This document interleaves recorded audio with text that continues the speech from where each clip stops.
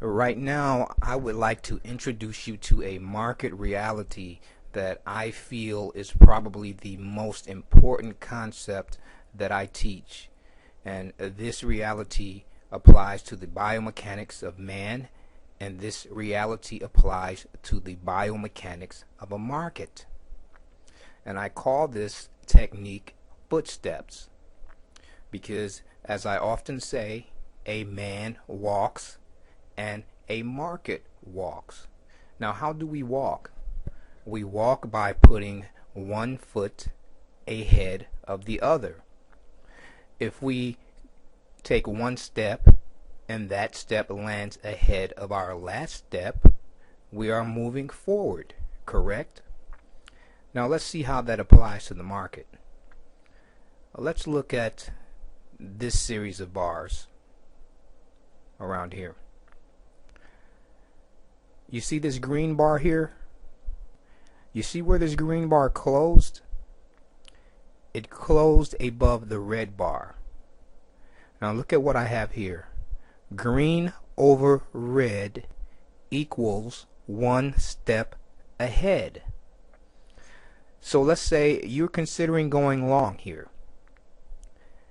You have a green bar here. You don't want to go long yet.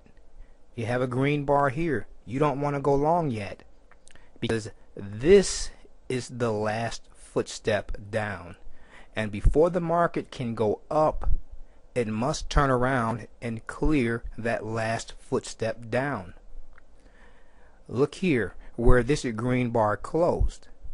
Once this green bar closed above this red bar, now he has taken one step forward or one step up, and you can expect the market to pull back, not here to the pivot point, but here to the last footstep down.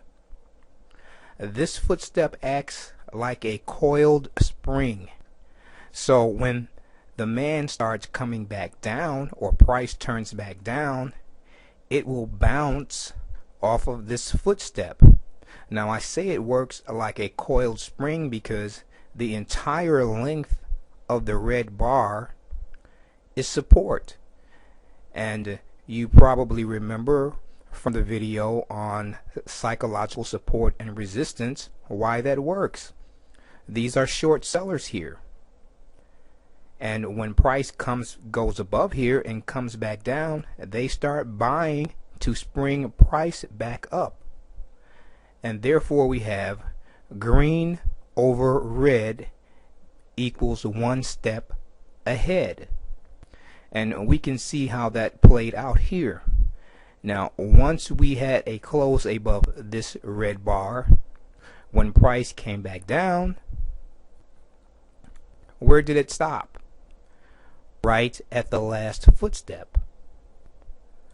So let's say we missed this pivot here, or we think we missed a pivot, or even if this was not a pivot, just the single concept alone will keep you out of bad trades. Because if I don't even take into account a pivot forming here, and I see this green bar close above the red bar, I know that the next bar should be up, or the next bar should come down and touch the red bar and spring back up.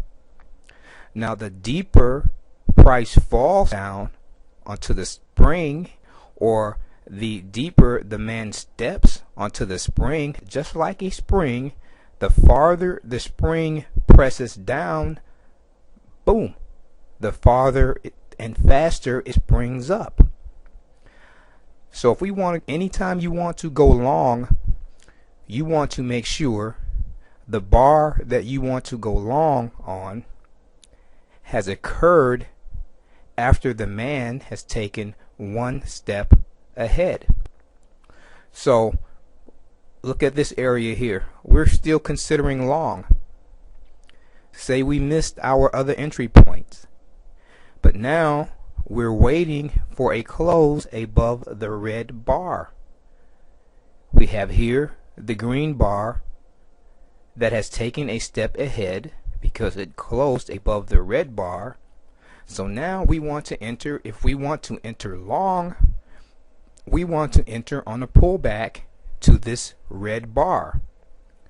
Now, why this red bar and why not this red bar?